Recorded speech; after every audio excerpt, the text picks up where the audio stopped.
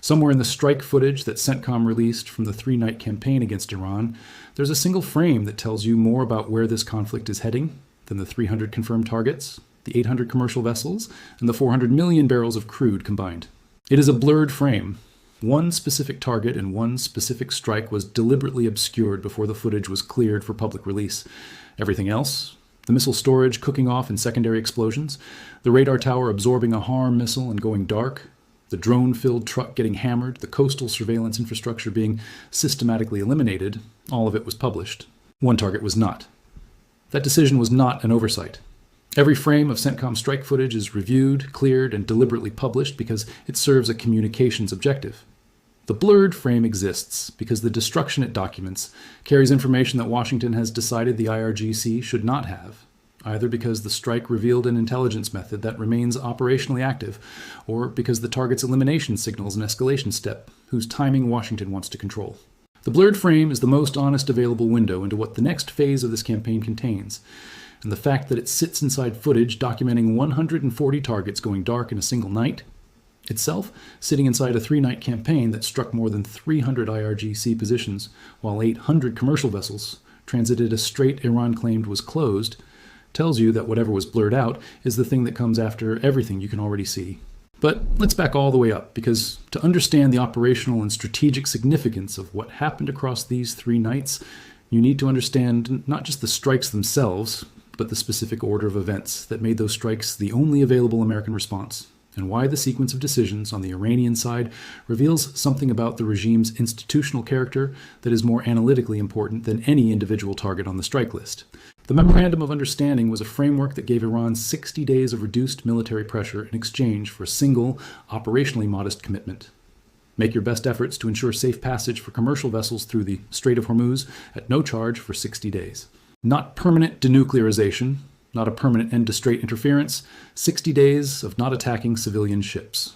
The international community, the regional partners, the commercial shipping companies whose vessels were calculating transit risk in real time, all of them were watching to see whether Iran could demonstrate the minimum institutional restraint required to sustain a diplomatic process. The IRGCs answered that question by attacking the GFS Galaxy, a Cyprus-flagged container ship, civilian crew, international waters, an engine room fire that disabled the vessel, a crew forced to abandon ship, one crew member still missing, and then the IRGC declared the strait closed, claiming the ship had been using an unauthorized route, as if the IRGC's unilateral designation of maritime corridors as unauthorized carries legal weight in waters that international law treats as transit passage lanes open to all peaceful traffic, as if attacking a civilian vessel and then blaming its position is a coherent legal framework rather than the institutional expression of an organization that believes it can define reality by declaring it. The IRGC fired a warning shot at a second vessel, stopping it dead in the water. The IRGC naval commander went on Iranian state television to announce that no foreign vessel may pass through the Strait of Hormuz without being identified, tracked, and monitored by Iranian forces.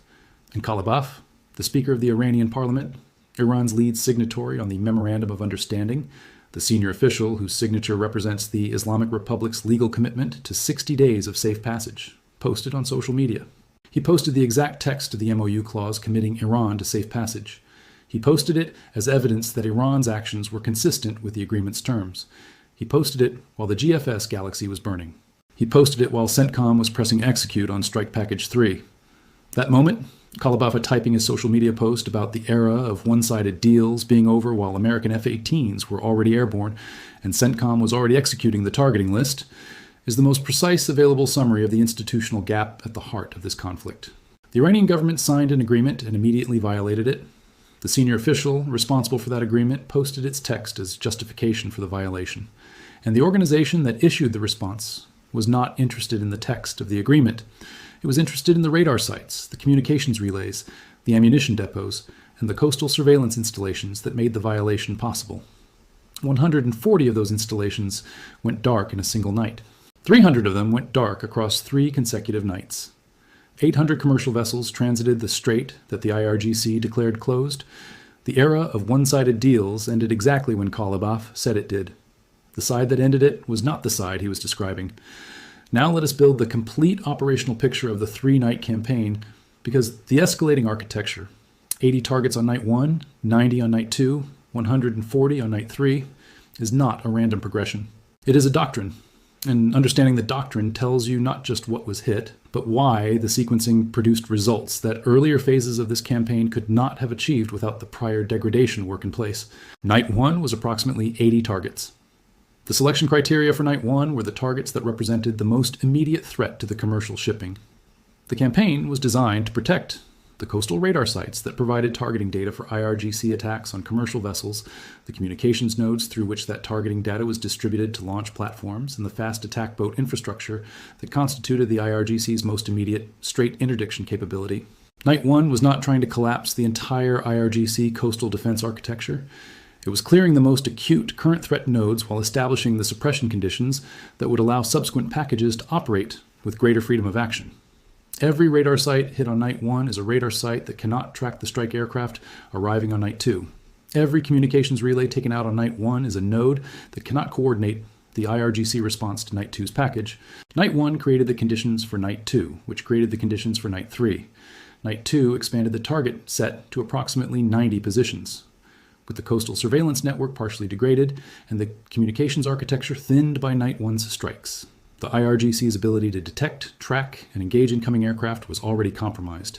Night 2 exploited those gaps, going after naval capabilities and ammunition storage that had been protected by the defensive architecture. Night 1 was busy disrupting. An ammunition depot is a high-value target. It is also a well-defended target that requires the defending air defense network to be sufficiently degraded before a strike package can reach it without unacceptable risk. Night 1's suppression work is what made Night 2's ammunition depot strikes possible. Each night's strikes bought the operational permission for the next night's expanded target set. Night 3 was the full menu, 140 targets in a single operational window. Missile and drone launch sites, the platforms through which the IRGC has been sending Shahhed drones and ballistic missiles against commercial shipping and Gulf state targets. Naval capabilities, everything that the IRGC deploys in the Strait to physically execute the interdiction that its closure declaration was supposed to represent. Ammunition storage, systematically burning down the inventory that the launch platforms need to sustain operations. Communication networks, collapsing the coordination layer that ties the dispersed IRGC coastal positions into a functioning integrated system. Coastal surveillance, eliminating the eyes that the IRGC needs to see what is approaching and designate what it wants to target. All 5 functional categories of the IRGC's strait denial capability struck simultaneously in the same operational night. That simultaneous multi-category targeting is the point. You do not give the IRGC time to prioritize which part of the network to protect, while another part is being struck. You make every part of the network the target at once, so the defensive attention that would otherwise concentrate on protecting the highest value assets is divided across every system simultaneously, and nothing is adequately protected. The JASC naval base deserves specific treatment as a case study in what the IRGC has actually built along the Iranian coast, and what the targeting campaign is methodically destroying. JASC sits on the northeastern edge of the Strait of Hormuz approaches, positioned with direct sensor coverage of the international waterway. The base contains not a single radar installation, but a layered set of electronic surveillance systems, early warning radar towers, communications towers, large antenna arrays whose scale is visible in satellite imagery through the shadows they cast, and at least one radar dish deliberately concealed so that its orientation cannot be determined from external observation, allowing the IRGC to track specific sectors of the strait without revealing which sector it is currently watching. The fuel storage depots at the facility supply the fast boats and the vehicles that support strait operations. The communications infrastructure there is the nervous system through which targeting data from JASC's radar picture reaches the launch platforms positioned at other points along the coast. JASC does not fire missiles. JASC sees the ships that other positions fire at. In operational terms, JASC is the eyes of the IRGC's maritime targeting system, and you cannot target commercial shipping if you cannot see it. The multi-use nature of JASC's infrastructure, antenna systems and radar dishes that can track ships in the strait but can also be used to control drone operations, communications towers that serve both maritime surveillance and launch coordination functions, is why the facility was built as it was. Multi-use infrastructure is harder to characterize and justify targeting under international humanitarian law than purely military single-use installations. The IRGC has invested specifically in facilities whose civilian and military functions overlap, not because the civilian function matters, but because the overlap creates ambiguity that the regime's diplomatic apparatus can exploit in international forums. When strikes on those facilities are challenged, CENTCOM has been striking these facilities anyway, because the operational assessment of the military function outweighs the constructed ambiguity. and because the MOU violation and commercial ship attacks have established an unambiguous predicate for targeting the infrastructure the IRGC was using to execute those attacks. The specific munitions that CENTCOM published from the three-night campaign tell their own analytical story. The F-16, configured with multiple APKWS rocket stations, is a deliberate operational choice that communicates CENTCOM's current assessment of the residual IRGC threat profile. The Advanced Precision Kill Weapon System is optimized for small, fast, low-signature targets. The fast boats and drone launch vehicles that survive the coastal infrastructure strikes and continue attempting to harass shipping. CENTCOM published that photo because the message it sends is precise. After 3 nights of strikes on fixed coastal infrastructure, the remaining acute threat is the mobile distributed capability, and CENTCOM has already loaded the specific instrument designed to address it. The GBU-54 dual-mode munition on the same aircraft speaks to the survivability problem in the remaining threat environment. A standard laser-guided bomb requires continuous designation through impact. If an Iranian surface-to-air missile forces a defensive maneuver and the laser breaks off the target, the weapon misses. The GBU-54 solves that by transitioning to GPS guidance at the last known laser position when designation is lost. The pilot can break off, survive the missile, and the weapon still hits its aim point. 3 nights of strikes have degraded the Iranian air defense network, but not eliminated it. The GBU-54 is CENTCOM's answer to operating in a degraded but not collapsed threat environment. The blurred target in the released footage is the most operationally interesting detail in the entire package, precisely because of what the blur represents as a decision. CENTCOM is an organization that publishes strike footage with specific communications objectives. Every frame of released footage serves those objectives, demonstrating precision, documenting results, communicating capability to relevant audiences. When CENTCOM publishes footage that includes a deliberate blur on a single target, it is communicating something specific. The campaign has reached a target whose destruction documents either a capability or an intelligence source whose preservation is more valuable than the communications benefit of public confirmation. What category of target produces that calculus? Not a radar site. Those have been publicly confirmed and their destruction documented extensively. Not an ammunition depot. The secondary explosion signatures from those are the most compelling strike footage in the campaign's public record. Not a command node of the type previously targeted. The blur protects something that the previous 30-plus nights of documented strikes have not publicly addressed, and the fact that it appears inside footage of Night 3, the broadest and deepest strike package of the campaign, suggests that whatever was blurred was included in the package, precisely because the suppression work of the prior 2 nights created the conditions to reach it safely for the first time. Iran's ballistic missile posture throughout the campaign provides the clearest available measurement of the gap between what the IRGC claims and what it can actually accomplish under combat conditions. The Shahab 3, in its solid fuel intermediate range configuration, carries a stated range that gives the IRGC the theoretical reach to strike American bases and Gulf state targets across the full arc of the confrontation's geography. The IRGC releases footage of these missiles being launched, complete with flag-waving and uniformed personnel saluting at the moment of ignition. What the IRGC does not release is footage of impacts, because the intercept record from the campaign demonstrates that the overwhelming majority of these launches are not producing the impacts that would justify the footage. The imagery asymmetry is not accidental. CENTCOM publishes impact footage because its impacts are documentable. The IRGC publishes launch footage because its impacts are not. The C-802 anti-ship cruise missile represents the more credible residual threat in the IRGC's inventory. An honest analysis requires treating it as the real capability it is, rather than dismissing it in the wave of evidence about the ballistic missile intercept record. The C-802 is a reverse-engineered derivative of a Chinese design, carries a stated range in excess of 100 nautical miles, flies at sea skimming altitude on a profile that presents a fundamentally different detection and engagement problem than the high-arc ballistic missile trajectory that Patriot and THAAD systems are designed to address. A sea-skimming cruise missile following the curvature of the water surface has a much shorter detection window than a ballistic missile that follows a predictable arc into the upper atmosphere before descending. The IRGC retains C-802 inventory, and the strikes on launch infrastructure are specifically targeting the capability to employ it. Each coastal surveillance installation that goes dark reduces the IRGC's ability to designate maritime targets for C-802 employment. Each launch site that is struck reduces the platforms available to fire it. The campaign against coastal infrastructure is simultaneously the campaign against C-802 capability, even when the C-802 is not the explicitly stated target.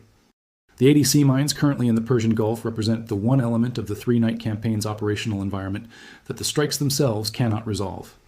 This is the honest reckoning that the coverage of CENTCOM's impressive strike results consistently fails to include. A sea mine deployed in a shipping channel does not require a command signal, an active radar, a communication relay, or a functional launch platform. It is a passive weapon sitting in the water, waiting for whatever hull activates its trigger mechanism. Clearing mines requires minesweeping operations, and minesweeping requires either a formal cessation of hostilities that creates safe access conditions, or a combat minesweeping mission conducted under fire from the same coastal positions the strike campaign has been working to eliminate. 300 targets down, 80 mines still in the water. 800 vessels transited, but through corridors that carry elevated risk from a threat that 3 nights of strikes have not been able to address from the air. The operational picture is genuinely impressive. It is not complete.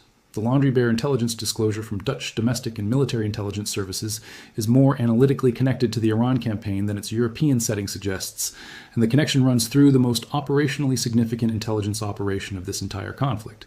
Dutch authorities exposed a campaign in which Kremlin-affiliated hackers compromised civilian internet-connected cameras positioned along NATO military transport routes, doorbell cameras, home security systems, intercom units running factory default passwords, and used them to provide real-time ground-level surveillance of weapon systems moving toward Ukraine.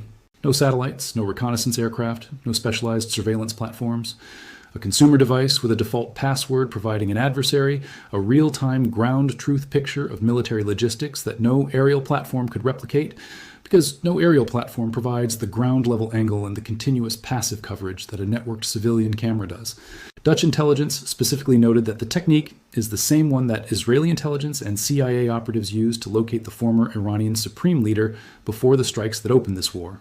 Consumer-grade internet-connected devices with predictable security vulnerabilities distributed across areas of operational interest, providing persistent, real-time intelligence to whoever has the technical capability to access and interpret them. This is not an emerging technique.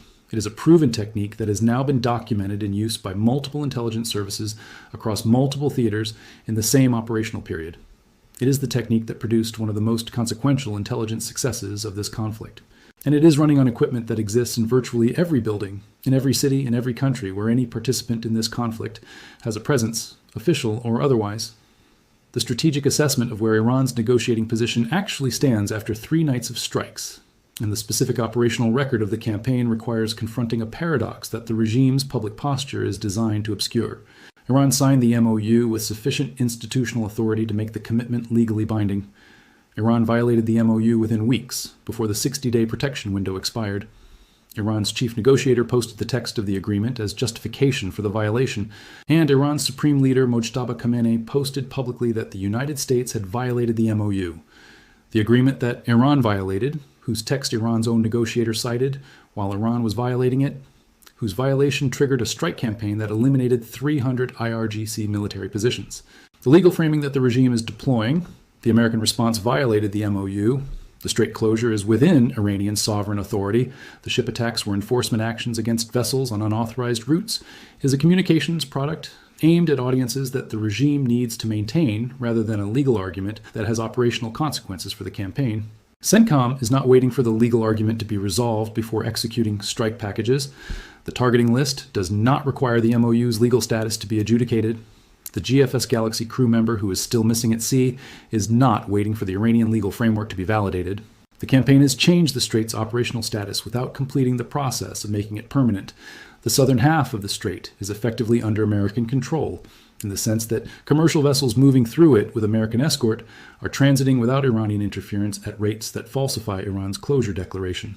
The northern half remains contested in the sense that IRGC coastal positions that have not yet been struck retain some capacity to threaten shipping, and 80 mines in the water remain a hazard that escort does not mitigate. 300 targets down is a significant operational achievement.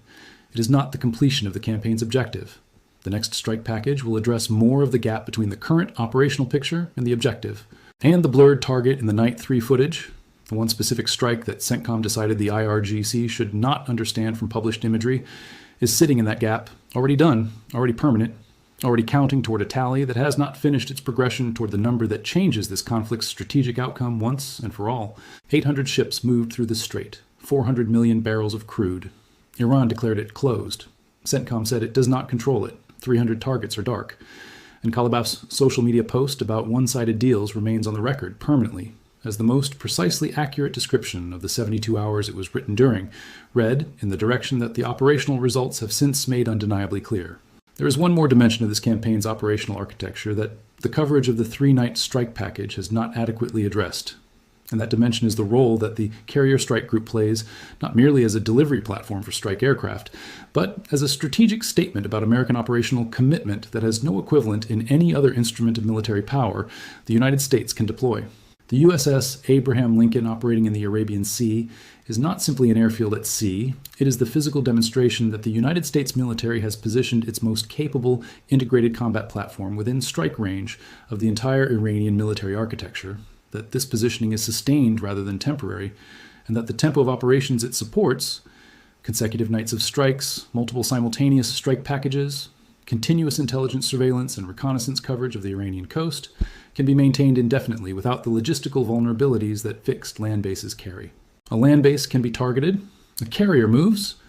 The Abraham Lincoln was somewhere in the Arabian Sea on night 1, somewhere different on night 2, somewhere different on night 3.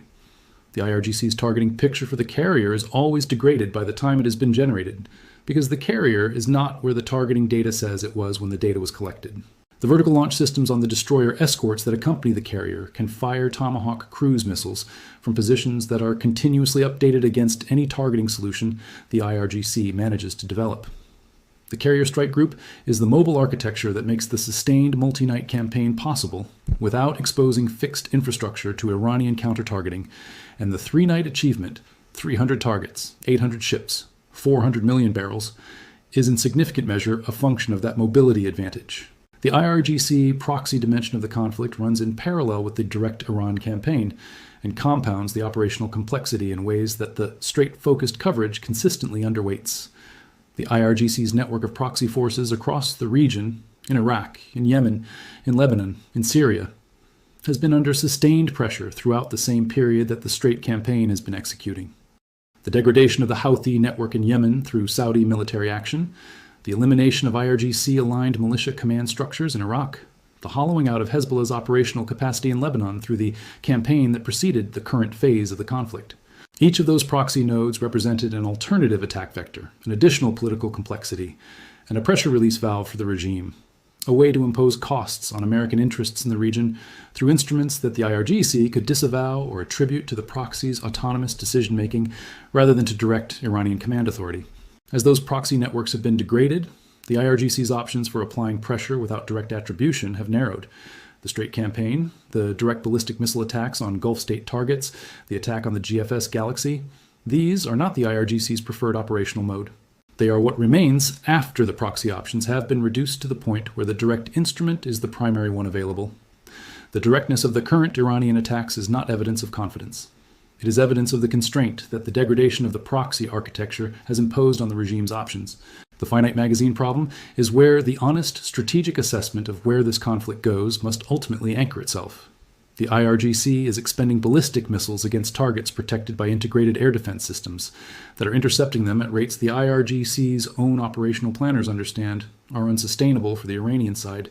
The IRGC is expending Shahed drone inventory against Gulf state air defense systems that are engaging and destroying them in salvos that consume Iranian production capacity faster than replacement inventory can be manufactured or imported.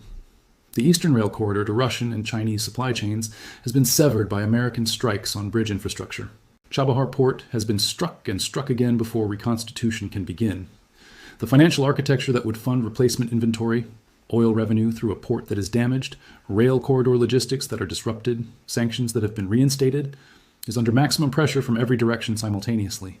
An organization burning through a finite magazine against hardened, defended, actively protected targets while its resupply pathways are being simultaneously eliminated is an organization on a declining trajectory that cannot be arrested by rhetoric, by social media posts about the era of one-sided deals, or by the legal argument that the MOU text justifies the attacks that triggered the campaign that is consuming the magazine.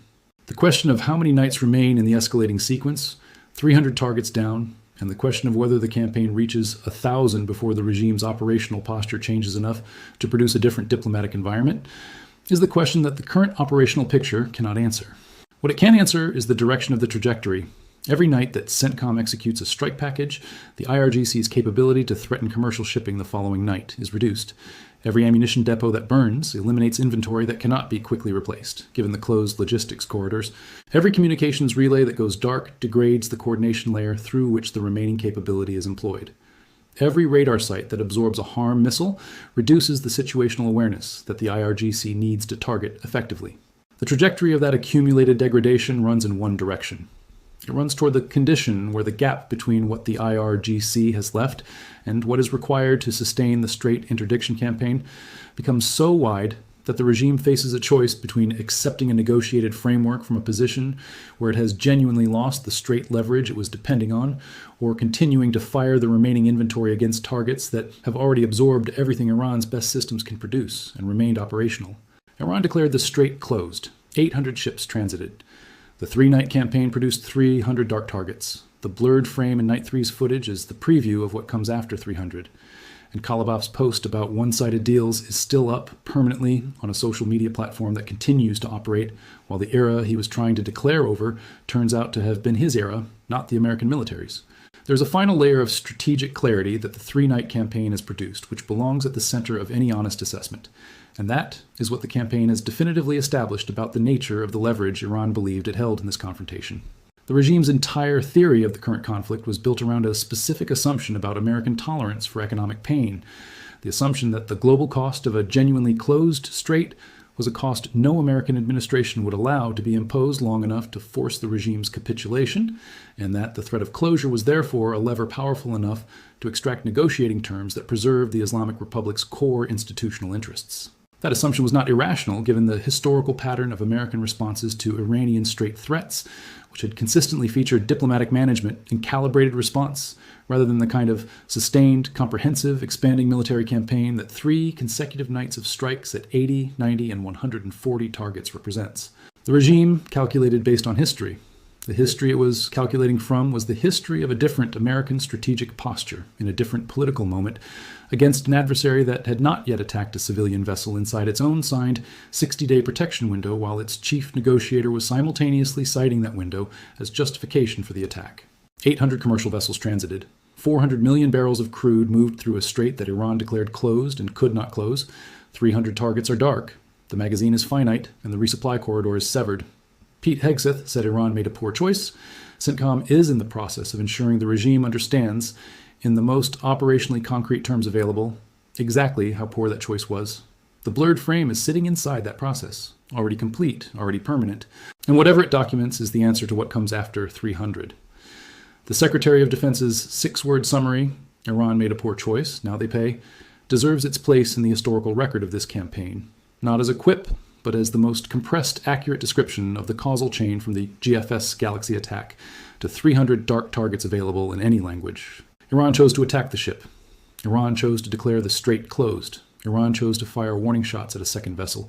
Iran chose to cite the agreement it was violating as justification for the violation. And for each of those choices, the American military made a different kind of choice. Add the radar site to the targeting list, add the ammunition depot, add the communications relay, add the coastal surveillance installation, add whatever was in the frame that CENTCOM decided the IRGC did not need to understand from published footage. The accumulation of those choices, night after night, package after package, is what 300 dark targets and 800 transited vessels look like when they are expressed in something other than numbers. It looks like an organization that made a series of decisions about what the American response would be, got every one of those predictions wrong, and is now burning through a finite magazine in a logistical environment that can no longer replenish it while the American campaign executes the next strike package.